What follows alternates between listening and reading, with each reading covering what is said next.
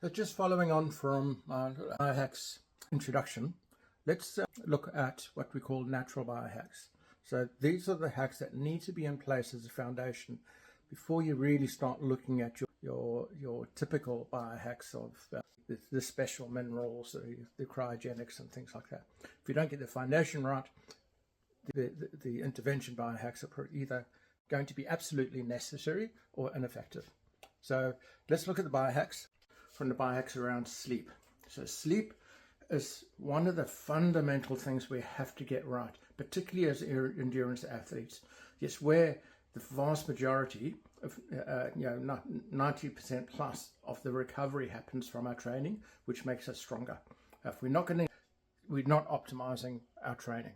So sleep has, if you think about it, when we during the day, whether we at work thinking, using our mental capacity, training, or just living, we're utilizing our body's resources. There'll be mental, brain, neurological, muscle. They're all taking wear and tear while we're awake.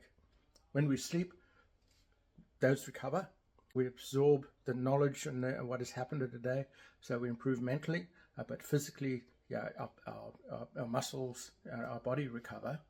And if we're not getting quality sleep, we're not optimizing our growth or our improvements. So need to be sleeping 7.5 to 8 hours a night, typically. Some feel they can get away with a lot less, like 6 hours or 5.5 hours or even less. Generally, sooner or later, it catches up with you. It might be later in life, it might be during the week, but it is not optimal. Sleep, there's so many podcasts on sleep, so much information. I've got to dig into it much more than that, but get sleep right. Second one is stress and fulfillment balance. Stress is absolutely necessary to what makes us grow. Without stress, we don't grow. But it's got to be balanced stress. So I generally talk about stress being, balance of stress is fulfillment. So when we're getting stress at work or stress during training, etc., we've got to feel it's worthwhile. And then it balanced out. Then there's reason behind the stress. And then it's so much easier to handle. If there's no reason behind the stress and if there's not light at the end of the tunnel, there's not fulfillment coming out of it, it's going to wear you down. So really managing stress is fundamental.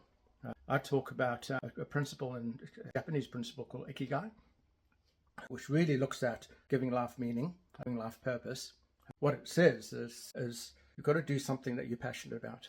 If you follow your passion, you're going to get there. However, with the passion, you also got to be doing something you're good at. Analogy, if I'm passionate about macrames, which I'm not, but let's say I was passionate about macrames.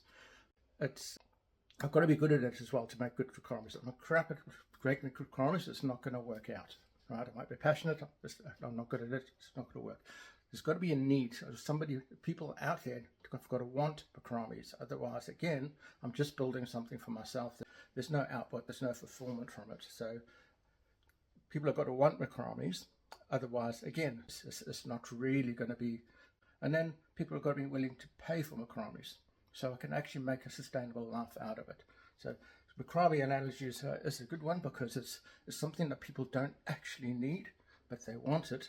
I'm going to make a living out of it to make it sustainable. I'm good at it, so I'm competitive in the market, and I'm passionate about it. It's something I want to do. Think about it in those principles. Stress is all about that circle. We want stress in our lives, but we want it to have meaning. Real food. There's so much material out there around food, whether it be vegan, vegetarian, carnivore, low carb. There's so many different principles. I always take it back to just make sure you're eating real food that's going to rot. And if you don't keep it in the fridge for a number of days, it's going to go off. It's not going to last forever. Take processed food off the table for the vast majority. It's really, that's what the body needs at the end of the day. Real food, whichever way you go around your diet principles, your vegan, etc., you're generally going to end up in a good place if you're eating real food. Autophagy, you need to fast. For autophagy is the removal of dead cells from the body. It doesn't happen while we're eating and we're processing food all the time. So we've got to go through periods of fasting. So autophagy kicks in and actually cleans up. It's like the garbage man or janitor of our bodies, but it only happens when we actually fasted. So you've got to have some cycles of fasting during the week. Breath management, again, we tend to over-breathe. We tend to breathe through our mouth. We remove too much carbon dioxide of our body can't process air properly. So getting to manage your breath during exercise and out of exercise as well are really important factors. There's good books on there, Oxygen Advantage or Breath by James Nichols, but there's really good books to follow up on and that one. Physical activity, agility and balance. I say agility because keeping balance and technique and what we do and movement is really important.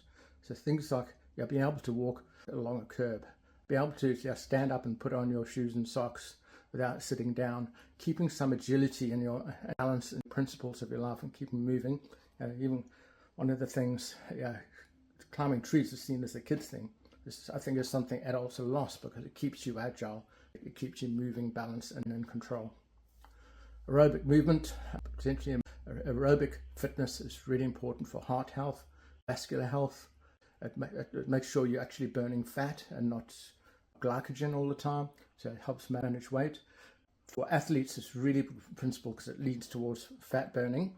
For your aerobic sessions, for your longer sessions, where you're not going flat out, it helps you balance out your nutrition.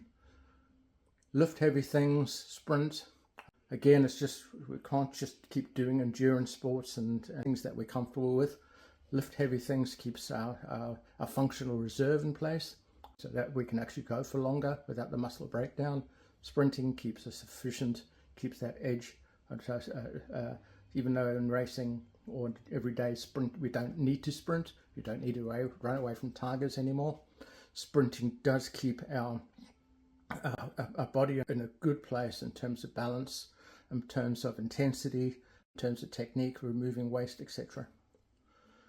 And the last two are be with your people and who are you becoming. As again, we're social animals.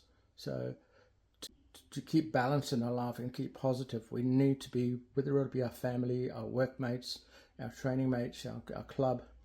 We want to be with the right people, the people that match our values. Otherwise, it becomes stressful. If you're with people that don't match your values, it's going to weigh you down again and stop recovery. It's not going to be great.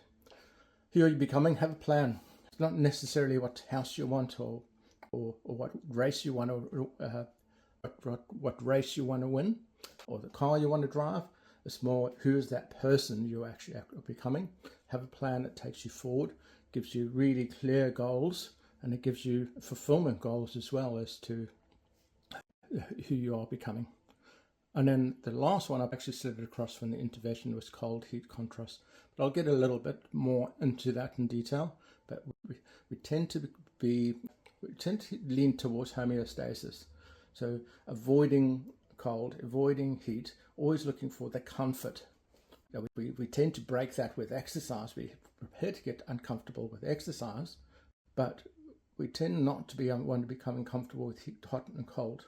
And it's really important because our cardiovascular health in terms of our skin and our tolerance towards different environments is very much led by tolerance to cold and tolerance to heat. So actually going there and ensuring we do get cold at times, maybe cold water swimming, cold water immersion, it might be actually exposing ourselves to heat in some runs, etc. Make sure our capillaries near our skin do actually grow and are open. If we're always at 24 degrees, the capillaries lose their function and cold. And then when we do get cold or we get hot, we just can't bear it. So those are the natural biohacks. Every one of those, you could probably look on podcasts, Rich Roll, and for example, and find for every one of those a podcast on it that digs a lot deeper into it. But before you actually get to intervention biohacks, make sure that these ones are in place. Every one of them will add value to your sport, your endurance, your recovery, and your lifestyle.